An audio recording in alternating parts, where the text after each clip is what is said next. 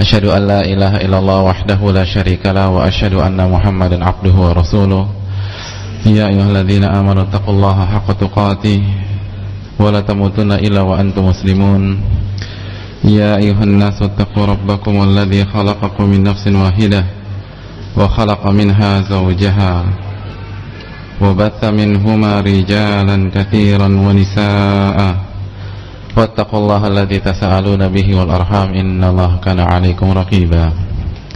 Ya ayyuhalladzina amanu taqullaha wa qulu qawlan sadida yuslih lakum a'malakum wa yaghfir lakum dhunubakum wa man yuti'illaha wa rasulahu faqad faza fawzan 'azima.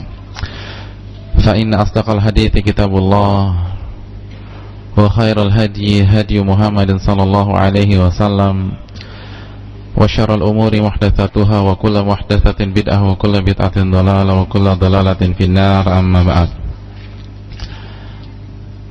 Hadirin rahimanillah wa iyyakum, dan pendengar Radio Raja yang saya hormati dan saya muliakan karena Allah Subhanahu wa taala.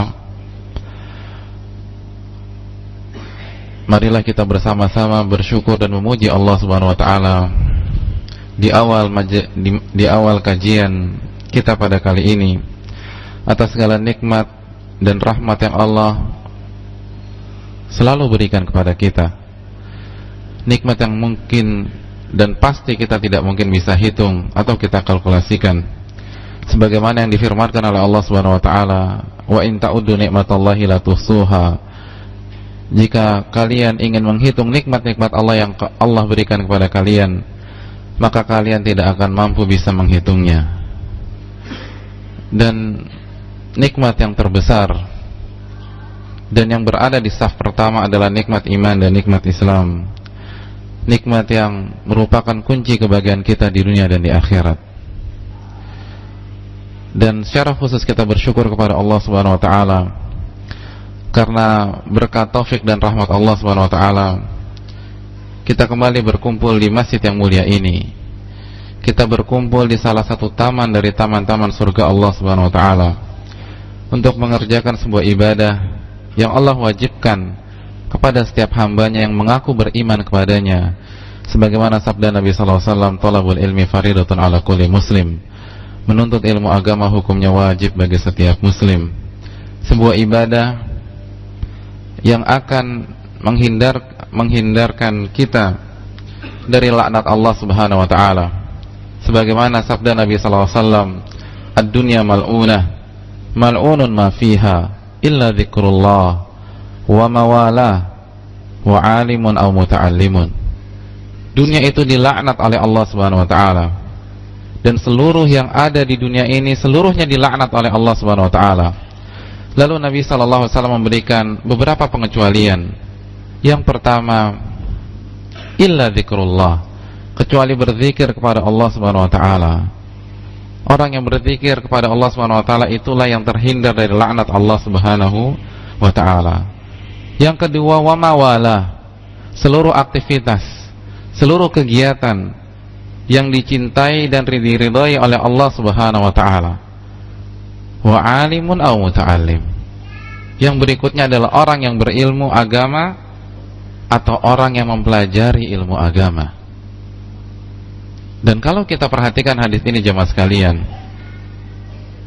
sebenarnya orang yang mengajarkan ilmu agama atau orang yang alim terhadap ilmu agama dan orang yang mempelajari ilmu agama itu sebenarnya masuk ke dalam makna kata sebelumnya atau kalimat sebelumnya, wa mawalah, seluruh aktivitas, seluruh kegiatan yang dicintai dan diridhai oleh Allah Subhanahu wa taala. Kita sepakat bahwa apa yang kita kerjakan pada saat ini adalah salah satu ibadah yang diridhai dan dicintai oleh Allah Subhanahu wa taala. Artinya, dua hal terakhir yang disebutkan oleh Nabi SAW sebenarnya masuk pada kalimat sebelumnya. Namun sengaja Nabi SAW sebutkan kembali untuk penekanan dan penegasan terhadap hal ini. Contohnya misalnya, apabila ada orang yang mengatakan seluruh pengurus masjid di Cilengsi hadir pada kesempatan kali ini, dan pengurus Masjid Al-Barkah. Masjid Al-Barkah terletak di Cilengsi, namun sengaja dikhususkan, sengaja disebutkan kembali itu untuk menekankan dan menegaskan orang-orang yang merupakan wakil dari pengurus Masjid Al-Barkah. Begitu juga dengan hadis ini jamaah sekalian rahimanillah wa iyyakum. Ini menunjukkan pentingnya apa yang sedang kita kerjakan pada saat ini, yaitu menuntut ilmu agama dengan berusaha mengikhlaskan niat kepada Allah Subhanahu wa taala. Dan rasa gembira kita bertambah ketika kita berkumpul di majelis ini pada waktu yang Allah muliakan, pada waktu yang merupakan salah satu musim ibadah kepada Allah Subhanahu wa taala. Karena kita ketahui bersama kita sedang berada di bulan Muharram, dan bulan Muharram adalah salah satu bulan-bulan haram yang Allah Subhanahu wa taala firmankan dalam surat At-Taubah ayat 36. Dan sekali lagi saya ingatkan, salah satu keutamaan bulan-bulan haram ini adalah seluruh amal ibadah kita dilipat gandakan oleh Allah Subhanahu wa taala, dan sebaliknya seluruh dosa-dosa kita diperbesar dan dilipat gandakan oleh Allah Subhanahu wa taala. Sebagaimana tafsir Ibnu Abbas ketika mentafsirkan surat At-Taubah ayat 36, beliau mengatakan wa ja'ala adz-dzanba fihinna a'zam wal 'amala shalih wal ajra a'zam. Dan Allah menjadikan dosa pada 4 bulan haram tersebut lebih besar daripada dosa yang dikerjakan di bulan-bulan biasanya. Dan sebaliknya, Allah menjadikan amal soleh dan pahala dari amal soleh yang kita kerjakan di bulan-bulan haram ini, dan salah satunya bulan Muharram, itu lebih besar dan dilipat gandakan dibanding bulan-bulan yang lainnya. Oleh karena itu, marilah kita bersyukur kepada Allah Subhanahu wa taala atas segala nikmat yang Allah berikan kepada kita. Salawat dan salam mari kita curahkan kepada Rasulullah sallallahu alaihi wasallam beserta para keluarga beliau, para sahabat-sahabat beliau, dan orang-orang yang istiqamah berjalan di bawah naungan sunnah beliau sampai hari kiamat kelak. Jazakallahu khair. Hadirin rahimanillah wa iyyakum, kita akan melanjutkan apa yang sudah kita bahas pada kesempatan yang lalu. Kita akan membahas bentuk yang terakhir atau sisi terakhir dari mukjizat Al-Qur'anul Karim. Dan hal ini disebutkan oleh Al-Hafidz Ibnu Katsir dalam kitab tafsirnya. Namun sekali lagi, beliau tidak menyebutkan poin per poin dalam buku tafsir beliau. Namun apabila antum punya tafsir Ibnu Katsir atau Al-Misbahul Munir, maka antum akan mendapatkan apa yang sebentar lagi akan kita bahas bersama-sama. Yang keempat adalah salah satu bentuk i'jazul Quran atau bentuk mukjizat Al-Quran adalah kesempurnaan syariat dan hukum Allah Subhanahu wa taala yang ada di dalam Al-Quranul Karim.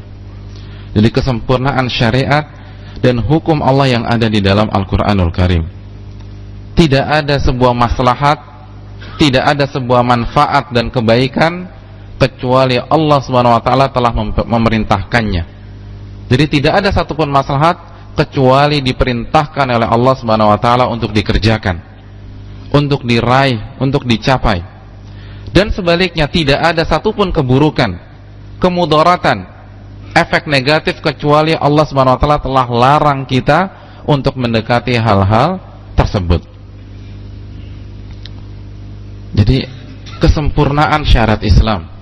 Oleh karena itu apa yang Allah firmankan dalam surat Al-Maidah 3, al-yauma akmaltu lakum dinakum, pada hari ini telah aku sempurnakan agamamu untuk dirimu, atau agama kalian untuk diri kalian. Yaitu maksudnya al-Islam telah disempurnakan oleh Allah Subhanahu wa taala. Dan Allah berfirman dalam surat Al-A'raf ayat 157 dengan firman-Nya, ya'muruhum bil ma'ruf wa yanhahum 'anil munkar wa yuhillu lahumut thayyibat wa yuharrimu 'alaihimul khaba'ith. Allah berfirman, ya'muruhum bil ma'ruf, dan Nabi sallallahu alaihi wasallam memerintahkan mereka kepada seluruh hal-hal yang ma'ruf, seluruh hal-hal yang baik dan mengandung kebaikan. Semuanya telah diperintahkan oleh Rasulullah sallallahu alaihi wasallam. Wa yanhahum 'anil munkar, Dan Rasulullah SAW telah melarang umatnya untuk terjatuh kepada setiap hal-hal yang mungkar. Jadi seluruh hal yang mungkar telah diharamkan, telah dilarang oleh Rasulullah SAW. Lalu Allah kembali mempertegas, wa yuhillu lahumut thayyibat, dan Allah telah menghalalkan seluruh hal-hal yang baik. Seluruh hal-hal yang baik. Wa yuharrimu alaihimul khaba'ith, dan Allah telah mengharamkan melalui Rasulullah SAW seluruh hal-hal yang buruk atas kalian. Dan ini ada ayat yang azim jamaah sekalian rahimanillah wa iyyakum, dalam surat Al-A'raf ayat 157. Oleh karena itu, Abdullah bin Mas'ud pernah mengatakan, dan perkataan beliau ini bisa kita cek di tafsir Ibnu Katsir. Beliau mengatakan, "Idza sami'ta qaulallahi azza wa jal ya ayyuhalladzina amanu far'iha sam'aka fa innahu khairun ya'muru bihi aw syarrun yanha anhu." Abdullah bin Mas'ud mengatakan, apabila engkau mendengar firman Allah Subhanahu wa taala, ya ayyuhalladzina amanu, wahai orang-orang yang beriman. Jadi kalau kita mendengar ayat ini, ayat yang diawali ya ayyuhalladzina amanu, apa kata Abdullah bin Mas'ud? Beliau mengatakan, far'iha sam'ak, maka persiapkanlah pendengaran kalian dengan baik. Persiapkanlah pendengaran engkau dengan baik. Kenapa wahai Abdullah bin Mas'ud? Beliau mengatakan, fa innahu khairun ya'muru bihi, karena firman ini mengandung kebaikan yang Allah perintahkan. Au syarrun yanha an, atau keburukan yang Allah larang. Jadi kalau tidak kebaikan yang diperintahkan atau keburukan yang dilarang. Jadi seluruh syariat Islam, kalau tidak perintah kepada kebaikan atau larangan terhadap yang buruk. Oleh karena itu, camkan hal ini baik-baik jamaah sekalian rahimanillah wa iyyakum. Jadi seluruh apa yang diperintahkan oleh Islam, maka itu baik.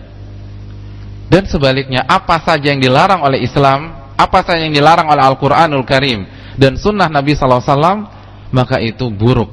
Baik kita tahu apa kita tidak mengetahui alasannya. Dan ini ada ijma' para ulama Islam. Jadi ulama sepakat bahwa seluruh perintah Allah pasti baik, dan sebaliknya seluruh larangan Allah pasti buruk, pasti ada efek negatifnya. Dan salah seorang ulama yang menukilkan ijma' dalam masalah ini, menukilkan konsensus kesepakatan para ulama dalam masalah ini, adalah Al-Imam Ibnu Hajib Al-Maliki. Dan ini hanya satu wakil saja. Di antara yang lain ada At-Tufi, Al-Imam At-Tufi dari madhab Hanbali. Al-Imam Ibnu Hajib mengatakan, Al-ahkam syuri'at limasalihil ibad bidalili ijma'il ummah. Hukum-hukum Islam ini disyariatkan oleh Allah Subhanahu wa taala untuk maslahat hamba-hamba Allah Subhanahu wa taala. Jadi bukan untuk Allah. Namun hukum-hukum Islam yang ada dalam Al-Qur'an dan Sunnah disyaratkan oleh Allah Subhanahu wa taala untuk maslahat, untuk kebaikan, untuk manfaat hamba-hamba Allah itu sendiri. Dan Ibnu Hajib mengatakan bidalili ijma'il ummah. Dan salah satu dalilnya adalah ijma' para ulama. Dan ijma' adalah hujjah, dalil yang disepakati oleh seluruh ulama Ahlus Sunnah wal Jamaah. Jadi jamaah sekalian rahimanillah wa iyyakum. Sekali lagi, ulama menjelaskan kepada kita bahwa mempelajari syariat Islam yang terdapat dalam Al-Quran dan Sunnah berarti kita mempelajari kebaikan yang diperintahkan oleh Allah Subhanahu wa taala atau keburukan yang dilarang oleh Allah Subhanahu wa taala. Bisa dipahami? Nah, setelah ini jamaah sekalian rahimanillah wa iyyakum, ulama menjelaskan apabila kita mempelajari hukum-hukum Allah, syariat Islam, sunnah Nabi SAW yang ada dalam Al-Quranul Karim maupun sunnah Nabi SAW, maka tujuan hukum-hukum tersebut akan mengarah ke 5 tujuan pokok pensyariatan. Jadi apabila hukum-hukum Islam itu dikumpulkan, maka akan mengarah ke 5 tujuan pokok, atau yang biasa dikatakan oleh ulama-ulama usul fikih dengan maqasidus syariah atau ad-daruriyatul khams, 5 tujuan syariat. 5 tujuan syariat atau tujuan-tujuan syariat. Jadi syariat Islam bertujuan ke 5 hal ini, atau ke 1 dari 5 hal ini. Tujuan yang pertama, jadi tujuan syariat Islam yang pertama adalah untuk menjaga agama. Yang pertama adalah, jadi tujuan hukum Islam, tujuan syariat Islam, tujuan sunnah Nabi SAW yang pertama untuk menjaga agama. Dan contoh hukum Islam dalam masalah ini banyak. Di antaranya perintah untuk menuntut ilmu agama. Salah satu hikmahnya adalah untuk menjaga agama Allah Subhanahu wa taala, untuk mentasfiyah, untuk membersihkan agama ini dari noda-noda kebid'ahan, noda-noda kesyirikan, dari unsur-unsur yang dimasukkan, disisipkan setelah agama ini sudah sempurna.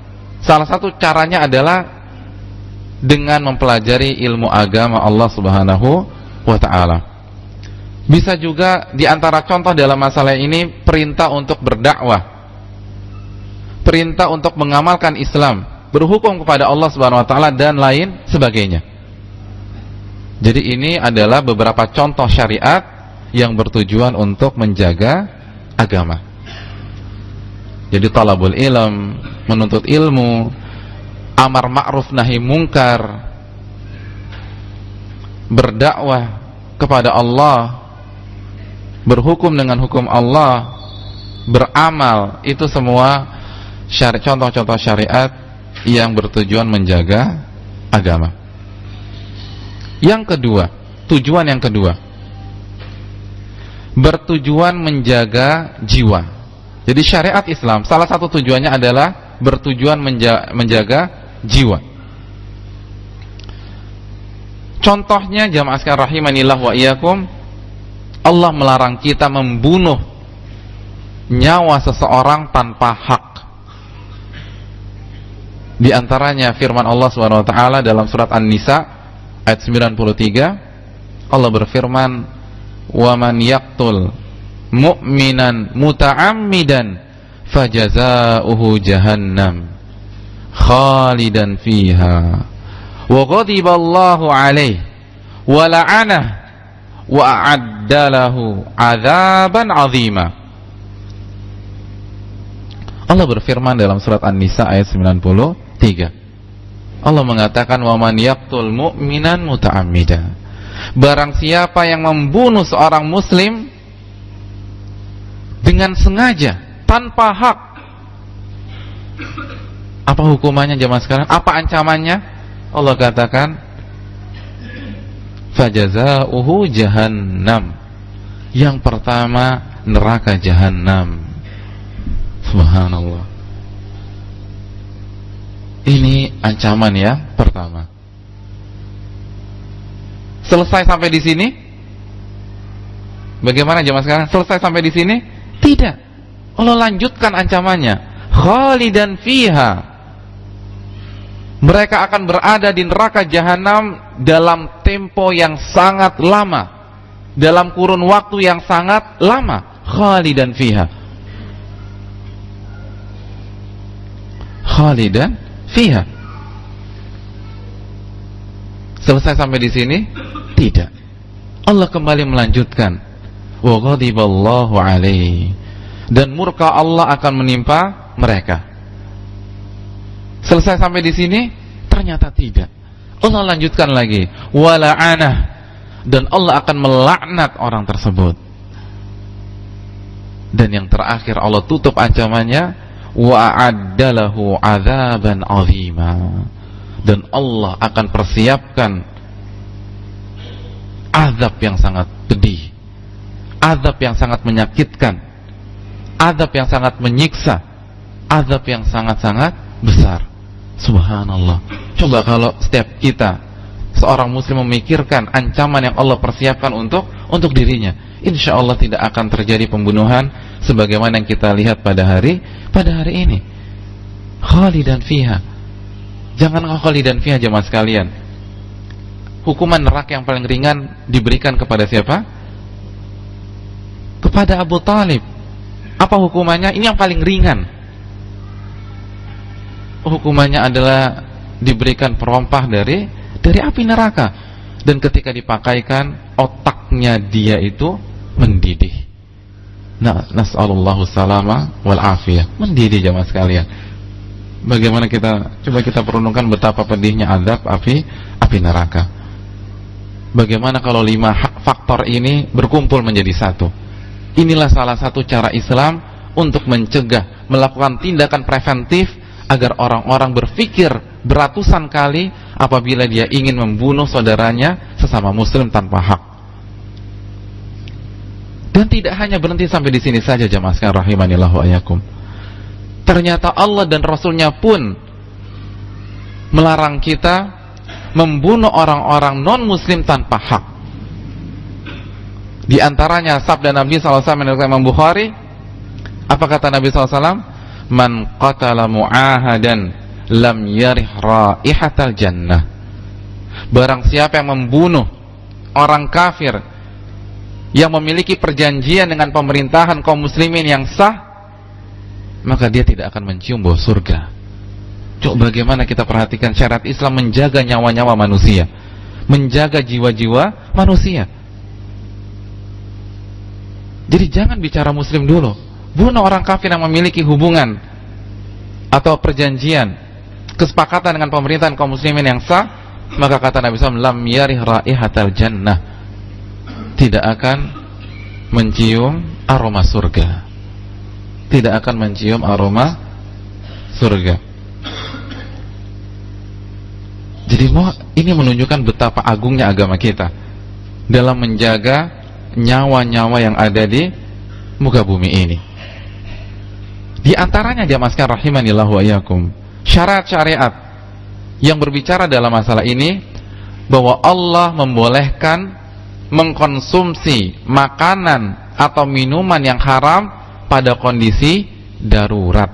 Ini pun juga bertujuan menjaga jiwa manusia. Karena mudarat memakan makanan dan minuman yang haram itu lebih kecil daripada mudarat kehilangan nyawa. Oleh karena itu Allah bolehkan pada saat darurat. Oleh karena itu kaidah fikih Al-Qawaidul Kubra, kaidah fikih yang besar, salah satunya adalah al-masyaqqah tajlibu taisir. Kesulitan itu mengundang kemudahan. Dan salah satu kaidah yang merupakan cabang dari kaidah ini adalah kaidah fikih yang berbunyi ad-darurah tubihul mahdzurah. Kondisi darurat membolehkan hal-hal yang hukum asalnya haram. Jadi kondisi darurat membolehkan kita mengerjakan yang hukum asalnya haram. Bisa dipahami? Iya. Namun ada, tentu saja ada, contohnya begini. Misalnya antum atau kita melakukan perjalanan dengan menaiki sebuah pesawat. Lalu qadarullah pesawat itu jatuh di tengah hutan. Dan alhamdulillah kita selamat. Namun seluruh perbekalan kita hilang atau hancur di dalam pesawat. Tidak bawa makanan, tidak bawa minum, apalagi bawa rantang. Nggak mungkin. Nyari makanan nggak ketemu-temu. Yang ada cuman babi hutan. Nah, syariat membolehkan kita makan babi hutan. Syariat memperbolehkan kita memakan babi hutan. Ini adalah darurah tubihul mahdzurah. Kenapa? Untuk menjaga nyawa-nyawa manusia. Walaupun babi hutan hukum asalnya haram, namun kondisi darurat membolehkan kita memakan babi hutan. Namun sekali lagi jamaah sekalian, ada hal-hal yang perlu kita pahami. Kadang-kadang orang itu langsung memakan kaidah ini secara letterlock. Jadi langsung diambil kaidahnya secara letterlock dan digunakan tidak pada tempatnya. Di antaranya adalah kaidah yang lain, ad-darurah tuqaddar biqadariha. Kondisi darurat itu membolehkan sesuatu yang haram tapi seperlunya saja. Contohnya misalnya, kalau antum tidak makan sepiring babi hutan, antum akan mati. Nah, kalau kebutuhan kita hanya satu piring, jangan nambah. Oh, ternyata enak juga ya, nambah 2 bang. Waduh. Wah, dibungkus aja 3, dibungkus lagi seperti makan warteg. Nah, ini tidak boleh. Kalau memang keperluan kita satu piring misalnya demikian, atau 1 suap, tidak boleh minta 2 atau 3 suap. Tidak boleh minta 2 atau 3 suap. Ini nggak boleh. Jadi tuqaddar biqadariha, sesuai dengan kadarnya saja. Contohnya misalnya, itu mungkin kan agak sulit ya. Contohnya agak jauh. Contoh yang dekat misalnya, antum misalnya lagi melintasi perempatan Pramuka Salemba dan seterusnya. Lalu tiba-tiba ada wanita tertabrak mobil, keluar darah, dan tidak ada yang menolong kecuali antum. Antum angkat tidak wanita tersebut? Atau antum bilang, oh ini kan haram, takdir Allah kalau dia mati di tempat. Saya nih haram nih, saya sudah ngaji sunnah nih. Wah, kan nggak boleh menyentuh yang tidak muhrim, tidak mahram, mohon maaf, tidak mahram. Ya sudah, salah dia, kenapa ketabrak di situ? Wah, wanitanya lagi disalahin, padahal jelas-jelas ditabrak. Antum angkat apa tidak? Antum angkat wanita tersebut. Karena ad-daruratu bihul mahdzurah. Jangan antum biarkan saja. Justru meninggalkan korban tersebut tanpa ada yang urus. Antum angkat. Tapi tuqaddar biqadariha, tapi sekedarnya saja. Kalau misalnya antum ada di perempatan Keramat atau Salemba, ya antarnya ke Cipto. Jangan Rumah Sakit Internasional Pondok Indah. Wah, ini kebetulan nih, kapan lagi bisa bersama wanita? Antar aja ke Pondok Indah biar bisa lama-lama. Ini nggak boleh.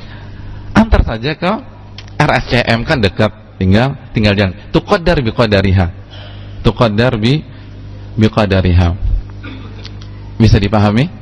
Iya. Jadi ini salah satunya. Jadi tuqaddar biqadariha, sesuai dengan kadarnya saja. Dan juga hal itu bisa menghilangkan kondisi darurat. Itu salah satu rambu-rambunya. Jadi dengan kita mengkonsumsi itu, darurat itu hilang. Dan di antara rambu-rambunya, bahwa sedikit saja biar tidak salah paham dengan kaidah ini, ketika kita mengkonsumsi yang darurat, mengkonsumsi yang haram, mengerjakan yang haram, tidak, apa yang kita lakukan tersebut tidak mengandung efek negatif yang lebih besar atau yang setara dengan kondisi yang kita alami. Kondisi yang kita alami. Bisa dipahami tidak? Saya akan beri contoh. Misalnya antum selamat dari kecelakaan pesawat, dan yang selamat hanya antum dan teman antum. Jadi hanya kita saja dan teman kita berdua saja, atau dengan penumpang yang lain berdua saja. Nyari makan nggak dapat, nyari babi hutan pun nggak ada. Nah, ulama menjelaskan kita tidak boleh menyembelih teman kita lalu kita panggang dagingnya jadi penumpang bakar dan seterusnya. Ini nggak boleh. Oh, ini kan darurat ya, kita bunuh saja teman kita tersebut. Ini tidak diperbolehkan. Kenapa kata para ulama? Kata para ulama bahwa ini akan mengandung efek kondisi yang sama dengan yang kita alami. Karena nyawa kita tidak lebih berharga daripada nyawa orang tersebut. Nyawa kita tidak lebih berharga daripada orang tersebut. Dan ini ijma' yang dilakukan oleh para ulama. Kasus seperti ini. Oleh karena itu jemaah sekalian, satu contoh lagi, misalnya antum. Contoh nih antum. Antum diancam orang. Antum diancam orang. Suruh ngebunuh orang lain. Suruh ngebunuh orang lain. Orang ini mengatakan kalau Anda tidak bunuh dia, maka 24 jam kemudian nama Anda akan nambah, misalnya gitu. Yang namanya Ahmad jadi almarhum Ahmad, misalnya begitu. Namanya artinya mati, Anda tuh mati. Terlepas dari penggunaan kata ini memang tidak dibenarkan, tapi saya ingin menjelaskan apa yang biasa dikatakan oleh orang-orang. Jadi maksudnya Anda akan mati. Kalau Anda tidak bunuh dia, Anda yang mati. Antum bunuh nggak orang tersebut? Hah? Siap mati antum memang? Antum bunuh nggak? Kalau antum nggak bunuh orang tersebut, Anda saya bunuh. Antum bunuh apa tidak? Boleh apa nggak ngebunuh orang tersebut? Jawabannya tidak boleh. Karena sekali lagi, nyawa kita tidak lebih berharga daripada nyawa orang tersebut. Dan dalilnya adalah contoh yang baru saja ana sebutkan. Ulama ijma' orang itu tidak boleh menyembelih orang lain untuk bertahan hidup. Jadi dia pun tidak boleh membunuh orang lain walaupun diancam akan dibunuh mati. Inilah beberapa hal yang berkaitan dengan ad-darurah tubihul mahdhurah. Jadi sekali lagi jamaah sekalian rahimanillah wa iyyakum, salah satu syarat Islam itu bertujuan, atau ada beberapa syarat Islam bertujuan untuk menjaga jiwa-jiwa manusia. Yang ketiga, karena tujuan kita bukan untuk membahas masalah-masalah fikih ini, tapi tujuan kita untuk menunjukkan bagaimana sempurnanya syariat Islam, dan syariat Islam itu mengandung maslahat yang sangat besar. Yang pertama tadi menjaga apa? Menjaga agama. Yang kedua menjaga jiwa. Yang ketiga, syariat itu bertujuan menjaga akal agar tetap sehat. Di antara syariat yang berbicara tentang masalah ini adalah pengharaman khamar dan obat-obat terlarang yang lain. Jadi pengharaman khamar. Apa kata Allah dalam surat Al-Maidah ayat 90? Allah berfirman, ya ayyuhalladzina amanu innamal khamru wal maisiru wal ansabu wal azlamu rijsun min amali syaitan fajtanibuh la'allakum tuflihun. Wahai orang-orang yang beriman, ketahuilah innamal khamru, sesungguhnya khamar, wal maisir, dan perjudian, wal ansabu, dan berhala, wal azlam, dan pengundian nasib dengan menggunakan anak panah, rijsun min amali syaitan, perbuatan yang keji, najis maknawi, dan termasuk perbuatan syaitan. Fajtanibuhu la'allakum tuflihun. Maka jauhilah perkara-perkara tersebut agar kalian beruntung, agar kalian mendapat keberuntungan baik di dunia maupun di akhirat. Dan tujuan syariat ini, tujuan Allah SWT mengharamkan khamar atau setiap zat yang apabila kita konsumsi akan menghilangkan akal sehat kita, tujuannya adalah untuk menjaga akal sehat manusia. Karena definisi khamar adalah sebagaimana yang Nabi mengatakan, kullu muskirin khamrun, setiap hal yang bisa menghilangkan akal sehat manusia adalah khamar. Terlepas dari komposisinya apa, terlepas dari zat yang dijadikan komposisi dalam membuat khamar tersebut. Bisa dipahami? Karena sebagian orang mengatakan khamar itu hanya yang terbuat dari anggur, dan ini tidak tepat. Itu yang ketiga. Yang keempat, jamaah sekalian rahimanillah wa iyyakum, tujuan syariat Islam itu menjaga keturunan, menjaga keturunan kita. Contohnya adalah firman Allah Subhanahu wa taala dalam surat An-Nisa ayat 4 ketika Allah berfirman, fankihu ma taba lakum minan nisa'i mathna wa thulatha wa ruba' fa in khiftum alla ta'dilu fawahidah.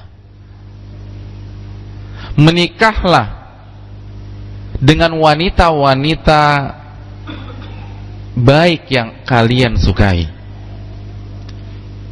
2, 3 atau 4. Dan kalau kalian khawatir, takut tidak bisa berlaku adil, maka menikahlah dengan satu wanita. Ulama menjelaskan salah satu tujuan pernikahan untuk menjaga keturunan anak manusia, agar umat manusia tetap memiliki keturunan dan tetap eksis di muka bumi ini, tetap berlangsung.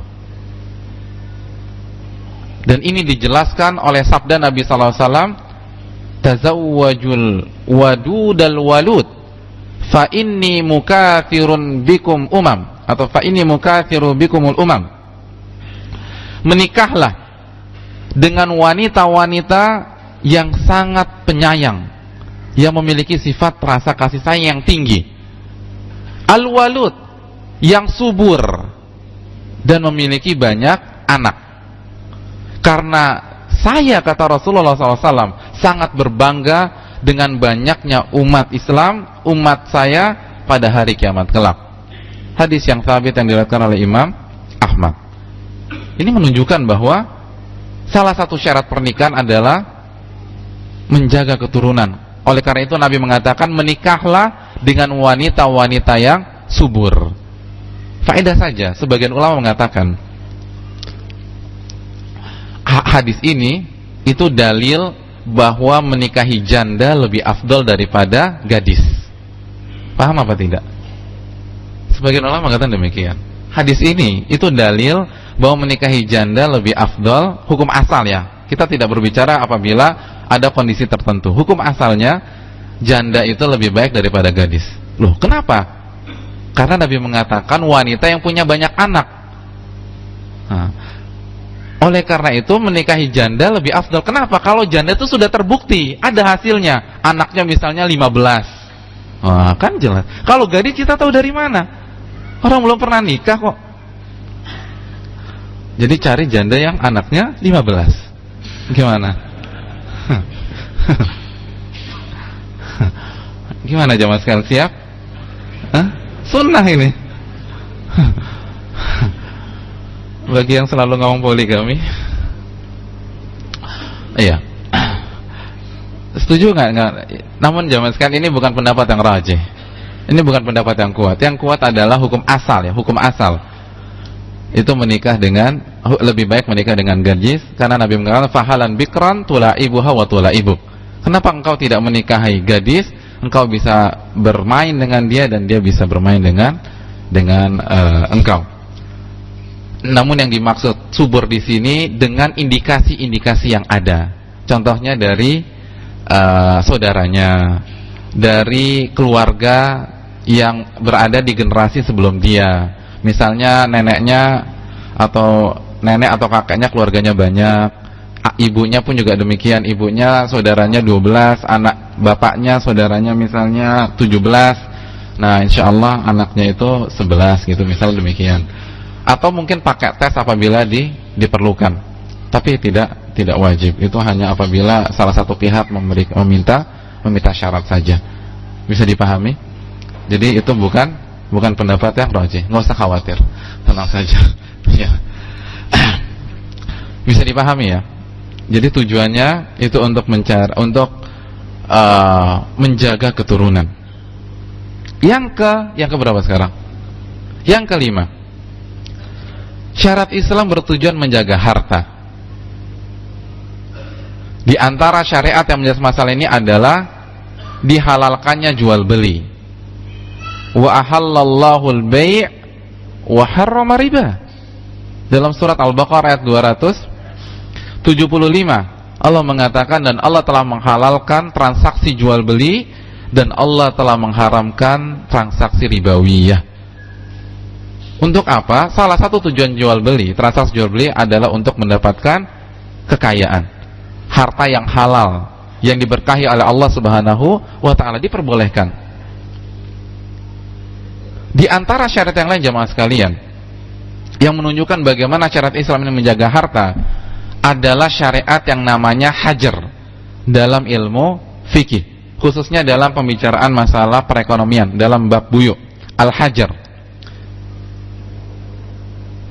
Dan dalil hajar ini akan bisa kita pahami. Jadi hajar ini kita bisa pahami ketika Allah berfirman dalam surat An-Nisa ayat 5. Allah mengatakan wala tu'tus sufaha amwalakumul lati ja'alallahu lakum qiyama. Janganlah kalian memberikan harta-harta orang yang tidak bisa mengatur hartanya sendiri. Jadi kalau misalnya contoh ada anak yatim, dapat warisan itu 5 miliar, dia baru berusia 6 tahun, jangan kita kasih 6 miliar kepada dia. Jangan dikasih 6 miliar kepada dia. Oh silakan mau beli ciki, silakan mau beli es tong-tong, silakan. Ini ada 5 miliar. Jangan. Allah mengatakan wala tu'tus sufaha amwalakumul lati ja'alallahu lakum qiyama.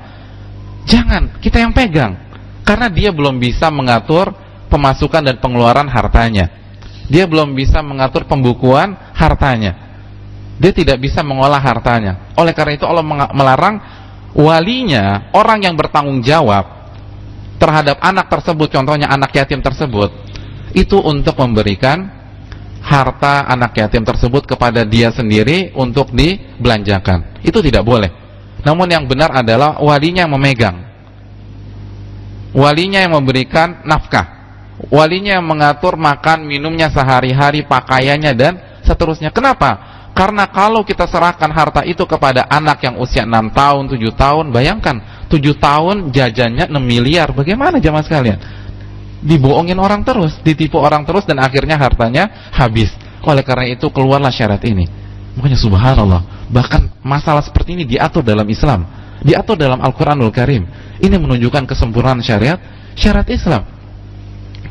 Jadi jangan dikasih. Jadi sufaha itu artinya orang yang belum bisa memanage hartanya sendiri, belum bisa mengatur hartanya sendiri. Yang dikhawatirkan kalau dia memegang hartanya, dia akan mengalokasikan harta-harta tersebut ke hal-hal yang tidak ada gunanya sama sekali, dan akhirnya hartanya habis. Dia tertipu atau dia dipermainkan oleh orang lain. Bisa dipahami? Sampai kapan kita pegang? Sampai kapan kita atur harta anak tersebut, anak yatim tersebut, atau orang yang belum bisa memanage hartanya? Sampai dia bisa mengatur hartanya sendiri.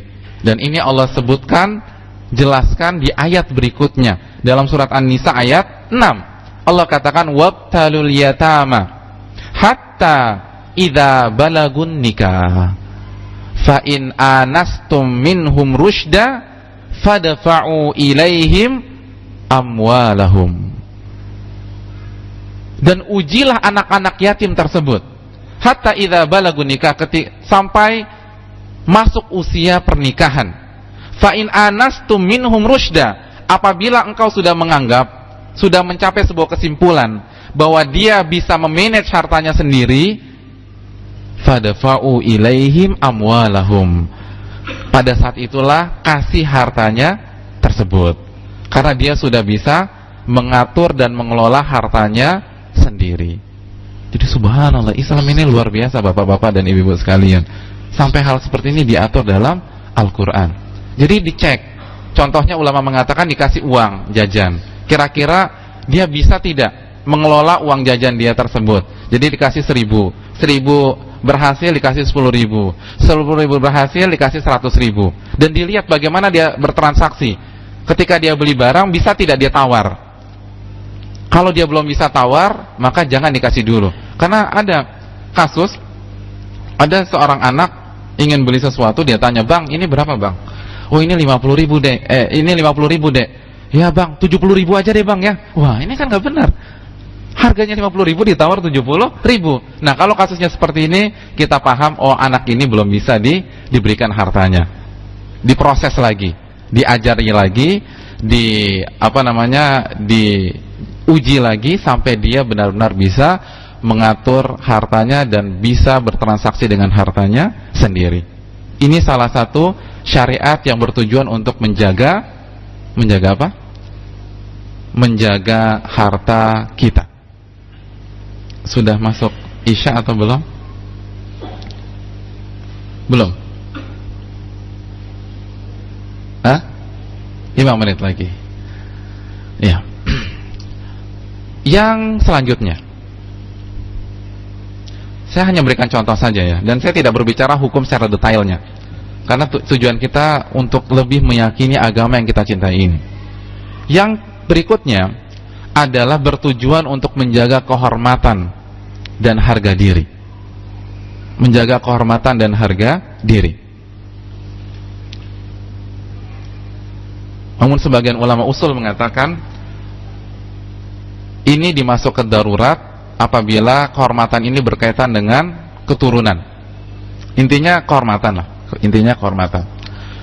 Contoh syariat yang berbicara dalam masalah ini adalah syariat tentang al-qadhaf, hukuman pidana yang diberikan oleh pemerintah kepada orang yang memfitnah seorang muslim atau muslimah yang baik-baik dengan tuduhan telah berzina. Apa kata Allah Subhanahu wa taala dalam surat An-Nur? Allah mengatakan, "Walladzina yarmunal muhsanat, walladzina yarmunal muhsanat, thumma lam ya'tu bi arba'ati syuhada." Fajliduhum 80 jaldah wala taqbalu lahum syahadatan abada wa ulaika humul fasiqun. Surat An-Nur ayat 4. Apa kata Allah Subhanahu wa taala? Walladzina yarmunal muhsanat, dan orang-orang yang menuduh wanita baik-baik, wanita muslimah baik-baik, bahwa mereka telah berzina. Jadi tuduhan zina. Kamu pelacur, kamu berzina tadi malam, dan seterusnya. Dan mereka tidak bisa menghadirkan 4 saksi yang melihat aktivitas zina tersebut. Apa kata Allah Subhanahu wa taala? Fajriduhum 80 jaldah. Yang memfitnah itu, yang mengatakan tersebut, itulah yang dikenakan hukuman pidana, dicambuk selama sejumlah 80 kali. Dan Allah mengatakan, janganlah kalian menerima persaksian orang ini seterusnya. Dan mereka lah orang-orang yang fasik, kecuali kalau mereka bertobat kepada Allah Subhanahu wa taala. Jadi subhanallah jemaah sekalian, bayangkan jemaah sekalian, inilah syariat yang orang kita sekarang menamakan pencemaran nama baik. Islam sudah mengatur 15 abad yang lalu. Kan begitu? Iya enggak? Kalau antum difitnah sama orang, antum tuntut balik dia, kasusnya apa sih? Pencemaran nama baik. Islam sudah ada dalam surat An-Nur membicarakan masalah hal tersebut. Tinggal kita mau apa tidak kembali kepada Islam. Jadi masalah-masalah yang dibahas dan ramai dibicarakan pada saat ini, itu sudah dibahas oleh Al-Quran dan Sunnah 15 abad yang lalu. Dan karena sudah adzan, insya Allah kita akan lanjutkan masalah ini ba'da salat Isya berjamaah. Aqulu qouli hadza wa astaghfiru lakum wa lisairil muslimin fastaghfiruhu innahu huwal ghafurur rahim.